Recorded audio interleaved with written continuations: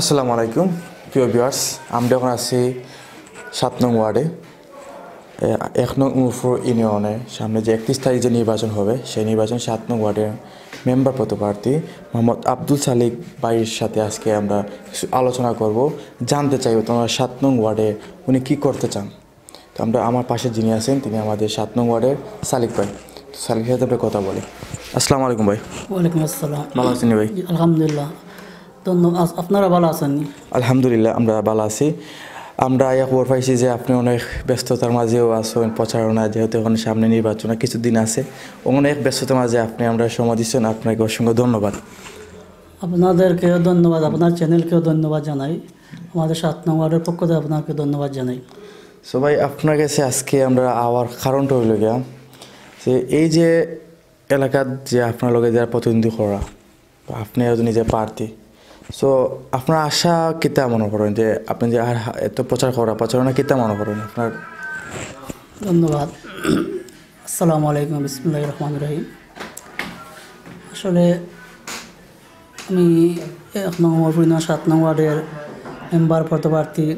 আসলে আমি আমার পিছনে বা দীর্ঘদিন ধরে আমি আমার 7 নং ওয়ার্ডের সাথে সম্পৃক্ততা, সাধারণ মানুষের সাথে যোগাযোগ, বিভিন্ন উন্নয়নমূলক সামাজিক কাজকর্ম করার পিছনে আজ হয়তো আমি এই জায়গায় শেষমেশ আমি ইলেকশনে আসছি।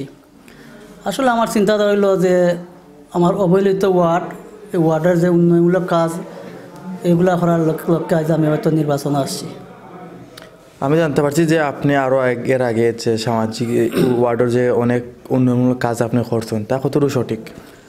আলহামদুলিল্লাহ, এটা তো আমাদের ওয়ার্ডের যে সাধারণ মানুষ ওনারা কাছে হয়তো আপনারা জানতে পারবেন যে কত কাজ করছি না করছি।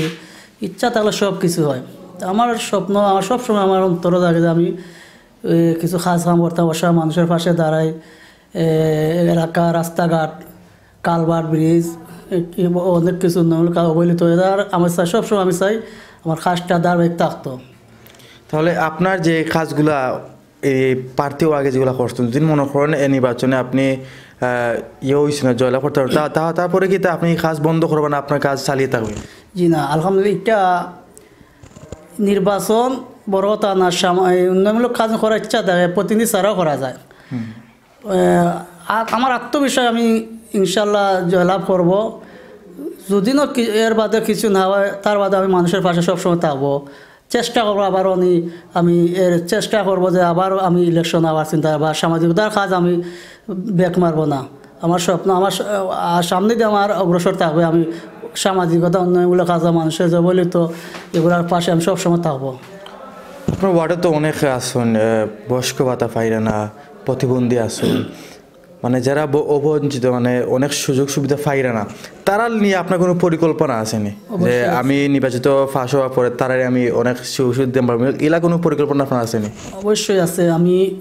আমার পরিকল্পনা আছে। আমার ওয়ার্ডের প্রথমত আমাকে অনেক মুরব্বী সারা দিয়েছে, বিশেষ করে আমার যুব সমাজ যারা, ওরা আমাকে অনেক সাড়া দিয়েছে। আমার পরিকল্পনা মাফি আমি এই যুব সমাজকে নিয়ে একটা ওয়ার্ডকে মডেল ওয়ার্ড হিসাবে আমি করতে চাই। আর এই যুব সমাজকে নিয়ে যে আমি প্রতিটা ওয়ার্ডের যে আপনার ভাতা পাওয়ার যে মানুষগুলা, প্রতিবন্ধী ভাতা, বিধবা ভাতা, মাতৃত্বকালীন ভাতা, কৃষিকাজ, 10টি চাউলের কার্ড, টিউবওয়েল, রাস্তাঘাট, যার যে সমস্যাগুলো আসলে আমি পর্যবেক্ষণ করছি যে কোন অবস্থা মানুষ আছে, এগুলা নিয়ে আমি যার অবস্থান যেগুলা পাওয়ার যোগ্য তাকে আমি নিয়ে দেওয়ার চেষ্টা করবো। আমার সবসময় জাগে যে আমি মানুষের টিউবওয়েলের দ্বারা টিউবওয়েল দিব, রাস্তার দ্বারা রাস্তা দিব, বাতার দ্বারা বাতা দিয়ে দিব। আমার এরকম আমার পরিকল্পনা আছে সবসময়। সো ভিউয়ার্স, আমরা আব্দুল সালিক ভাইয়ের সাথে জানতে পারলাম তাই না 7 নং ওয়ার্ড লয়ে দেন যে বিশাল যে পরিকল্পনা, এত বড় মন নেতা নির্বাচনে প্রার্থী। সো 7 নং ওয়ার্ডে যারা বাইরে দেখা বা দেশে বিদেশে যারা দেখা আমার এই ভিডিওটা পাইলে লাগে দোয়া করবা। আপনার ওয়ার্ডবাসীর মধ্যে কিন্তু খবর আছেন ভাই আপনার?